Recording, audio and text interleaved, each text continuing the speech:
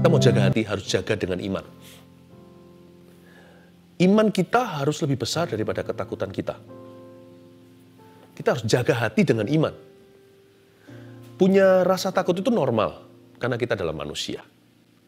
Kita semua punya ketakutan.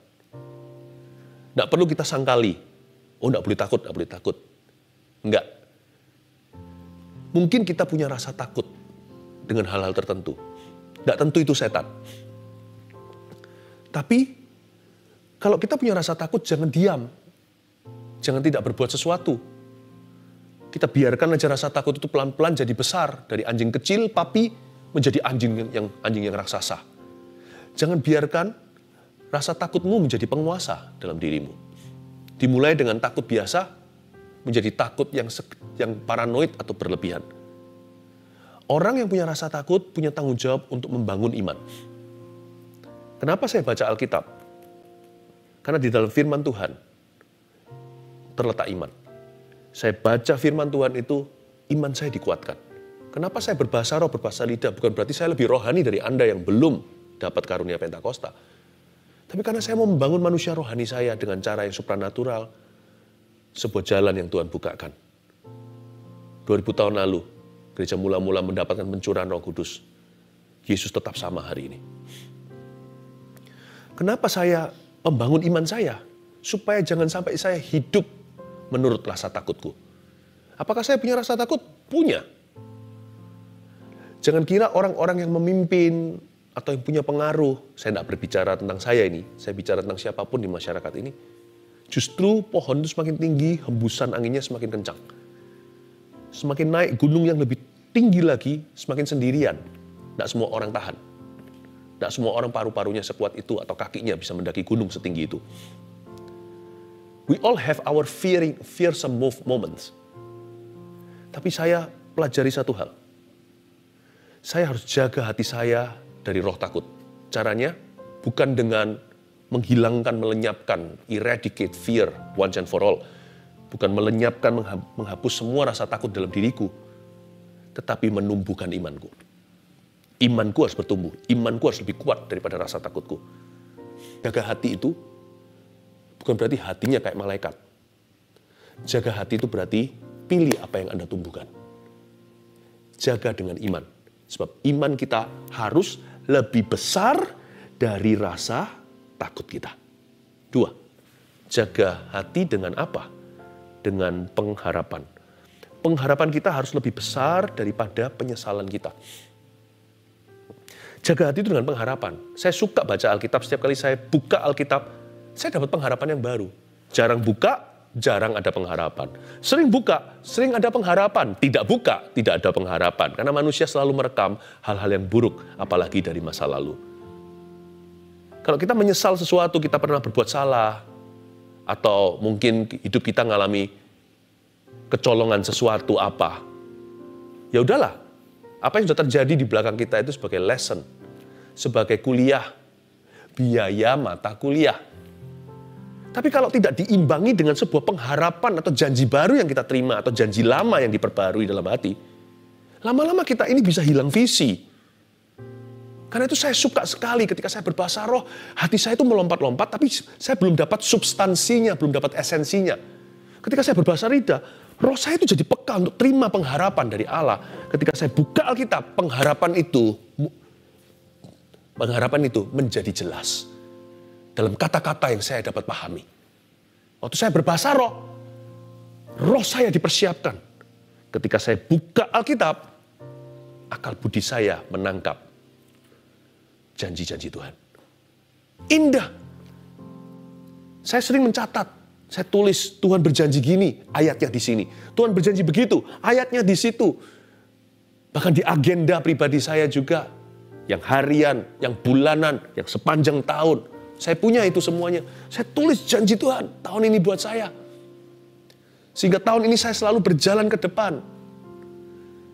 Setiap bulan berlalu, mataku tertuju ke ujungnya. Tuhan janji itu pasti akan terjadi. Beritahu aku peranku apa. Itu saja. Hati yang penuh dengan pengharapan. Memandang ke atas, memandang ke depan. Dan pasti kuat berjuang. Karena bensinnya adalah pengharapan, bukan penyesalan. Penyesalan itu boleh, tapi menjadi pelajaran buat kita, mata kuliah tadi yang saya sebutkan. Tapi tidak bisa menjadi gambar depan, tampak depan kita itu harus janji. Jaga hati itu dengan pengharapan. Waktu hati kita itu view-nya, lihat kalau ke hotel ya, view-nya gunung, laut, itu yang mahal. Yang view-nya itu parkiran, itu yang dijual murah. Jangan view-nya hidupmu, hatimu itu parkiran. View-nya itu harus ke depan, pemandanganmu harus pengharapan.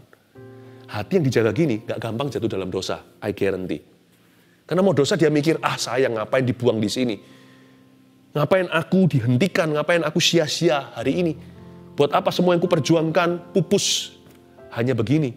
Kalau orang punya pengharapan, biasanya pikirannya panjang, matanya nggak gelap, nggak buta hati, digoda langsung jatuh. Makanya itu, kita tidak hanya berkanjang pada jangan-jangan. Perintah jangan itu penting supaya kita tahu boundary atau batasan. Tetapi kekuatan iman kita terletak pada pengharapan. Kita diselamatkan oleh pengharapan, kata Roma 5. Kalau orang itu punya hope, biasanya hidupnya punya kekuatan. Kalau orang itu hopeless, itu bahaya sekali. Bunuh diri pun jadi. Matanya gelap, dia nggak bisa lihat hari esok. Jaga hati dengan segala waspada. Itu artinya isi dengan pengharapan. 3, kasih. Kasih kita harus lebih besar daripada perasaan kita. Jaga hati itu harus dengan kasih. Segala waspada itu maksudnya dijaga dengan kasih. Hati itu harus terus diisi sama kasih. Hati itu harus harus tender. Harus empuk, dibacem terus, direndam di dalam kasih. Dibaptis hanya sekali. Badan kita masuk ke dalam water, ke dalam air. Hati kita tidak boleh keluar dari air. Hati kita harus direndam 24 jam sehari, 7 hari seminggu, 365 hari setahun di dalam baptisan Roh Kudus. Terus direndam dalam kasih. Sebab Allah mencurahkan kasih kepada kita lewat Roh Kudus dalam hati kita. Hati kita itu harus penuhi dengan kasih. Tunggu dulu. Kasih itu apa ya Pastor Philip? Kasih itu apakah perasaan love seperti yang dinyanyikan oleh lagu-lagu cinta di dunia love songs itu? Bukan. Kasih itu ternyata bukan sekedar perasaan. Kasih itu kualitas hati. Bukan sekedar feeling. Buktinya kasih itu setia, kasih lemah lembut, kasih murah hati, kasih itu panjang sabar, kasih tidak sombong, kasih tidak merujuk pada perasaan, kasih menunjuk kepada karakter. Kasih itu setia, kasih lemah lembut, kasih murah hati, kasih tidaklah sombong, kasih tidak cemburu, kasih itu panjang sabar. Oh, I see. Love is not a feeling. Love is quality.